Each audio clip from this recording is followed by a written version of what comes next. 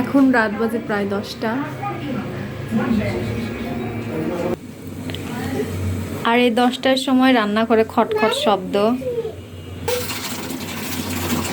আর এই খটখট শব্দের কারণ এখান থেকে আসছে। কি রান্না করতেছো তুমি? আমার কলিজা ভুনা। এত রাতে যে বইয়ের অত্যাচারে খাবার পর ইচ্ছে না, আমি রান্না করবো, কাল আর করবি না? না, করবো না। তোমার হাতের কলিজা ভুনাটা খুব টেস্টি হয়। না করো, soup soup soup soup soup. চলো। এই যে আমার ছেলে, ওর এখন ঘুমের সময় হয়ে গেছে। বলো ঘুমাবো না। No no no no no.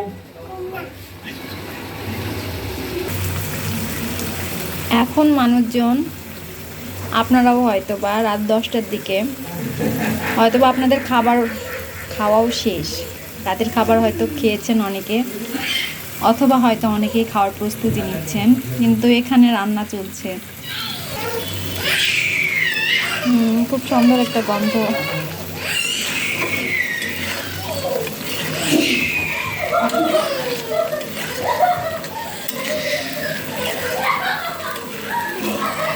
আমার ছেলে তার কুকুর সাথে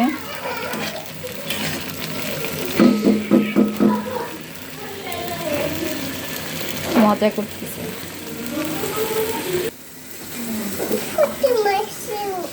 খুবই মারছে। চলো চলো চলো, ওখানে কোলে নি, ওখানে কোলে নি, চলো। টুপি আলো না, দাদিকে দাঁড়াই দিল, দাদিকে। এত রাত্রে কাইব বাবু, ওর 2 পায়ে 2 মোজা দেখে ইগনোর করবেন, কারণ ও প্রচুর পরিমাণে প্রস্রাব করে, আর প্রস্রাব করে করে মোজাটা ভেজায়। আর এটাই শেষ উপায় ছিল। যাদের বাসায় বেবি আছে তারা অবশ্যই এই কথাটা বুঝবে।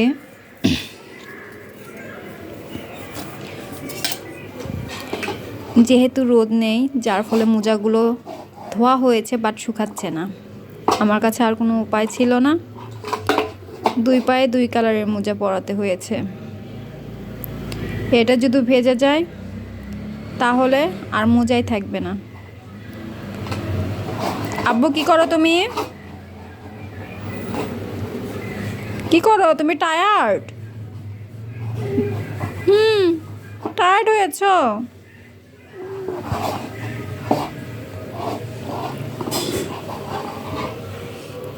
ওই প্রচুর পরিমাণে দুষ্টুমি করে। এই যে আমার মাথার ব্যান্ড আর নুপুর নিয়ে খেলতে বসেছে।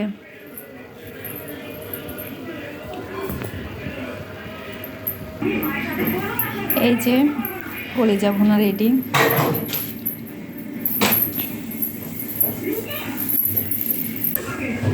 আর এই যে আমার ছেলে দুষ্টুমি করার জন্য এক পায়ে খারাপ। কি করছো তুমি? কি করছো? সি আব্বু সি, গরম আছে গরম আছে গরম আছে, হাত দেয় না।